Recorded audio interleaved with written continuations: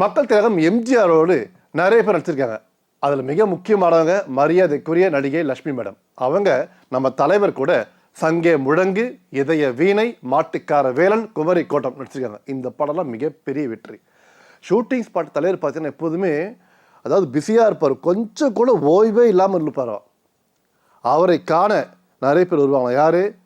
அரசியல்வாதிகள். தலைவர் என்ன பண்ணுவாரா, அவங்களுக்கு வேண்டிய ஆலோசனை கூறுவாராம். இதோடு மட்டுமல்லாமல் நம்மை போன்ற பாமர மக்களும் வருவாங்களாம். கொஞ்சம் கூட அந்த கவனம் சிதறாமல் அடுத்த காட்சியில் எடுக்க போகிறாங்க அப்படின்னு ஞாபகம் வச்சுருப்பாராம். காஸ்டியூம்லாம் அந்த கண்டினியூட்டி பார்ப்பாராம். இதோடு மட்டும் இல்லாமல் ஓய்வு நேரங்களில் எப்போயாவது கிடைக்கும் போது ஷூட்டிங் ஸ்பாட்டில் புத்தகம் படிப்பாராம். இவங்க பார்ப்பாங்க, லட்சுமி மேடம் எப்படி இருக்குது, இவ்வளோ ஒரு அபரிமிதமான அந்த ஞாபக சக்தின்னு சொல்லிட்டு மிரண்டு போவாங்களாம். அதிர்ச்சி அவங்களுக்கு பெரிய ஷாக் ஆகுமாம்.